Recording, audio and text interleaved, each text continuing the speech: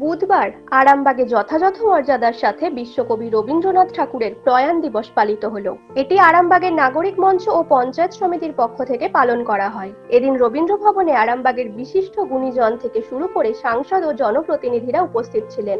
রবীন্দ্রনাথ ঠাকুরের আবক্ষ মূর্তিতে তারা মাল্যদান করেন এবং রবীন্দ্রনাথের আদর্শ ও তার কর্মকাণ্ড নিয়ে আলোচনা করেন। এদিন আরামবাগের সাংসদ মিতালি বাগ বলেন, আমার খুব ভালো লাগছে একসাথে আমরা কবিগুরু রবীন্দ্রনাথ ঠাকুরের প্রয়াণ দিবস পালন করতে পারছি। নাগরিক মঞ্চের সকলেই উপস্থিত আছেন।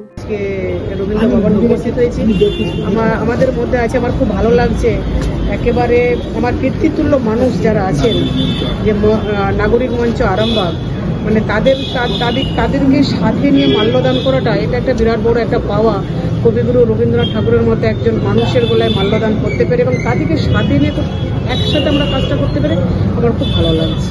রবীন্দ্রনাথের প্রয়াণ দিবসকে সামনে রেখে আরামবাগে শতাধিক বৃক্ষরোপণ করা হয়। এই বৃক্ষরোপণ কর্মসূচিতে অংশ নেন আরামবাগ পৌরসভার প্রাক্তন চেয়ারম্যান স্বপন নন্দী। কবিগুরু রবীন্দ্রনাথ ঠাকুর প্রকৃতিকে ভালোবাসতেন। মানুষের থেকে তিনি প্রকৃতিকে বেশি স্থান দিতেন। তিনি বলতেন, মানুষ প্রকৃতির একটা অংশ মাত্র, তার বেশি কিছু নয়। তাই তাকে স্মরণ করার জন্য বৃক্ষরোপণের কর্মসূচি গ্রহণ করা হয়। আজ 22শে শ্রাবণ, বিশ্বকবি রবীন্দ্রনাথ ঠাকুরের আজ মৃত্যুদিন।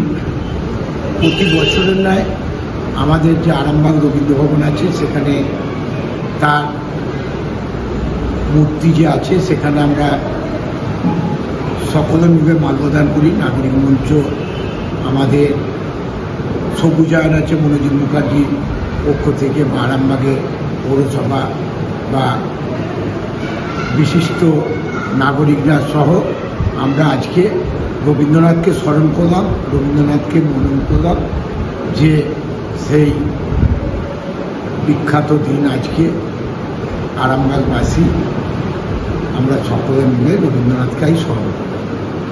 নিউজ আজ বাংলা, আরামবাগ। ঘর হবে সেরার সেরা, সবার কাছে মডেল, চিন্তা কিসের, সঙ্গে আছে কেবি মার্বেল। মনের মতো marble, granite, tile, sanitary fittings এর একমাত্র হোলসেল ও রিটেল শপ কেবি মার্বেল। যোগাযোগ 9434059753 অথবা 8918126044। আমাদের ঠিকানা বসন্তপুর, আমতলা মোড়, আরামবাগ, হুগলি। সাজাবো আমি স্বপ্নের বাড়ি, কেবি মার্বেলসে দেবো বাড়ি।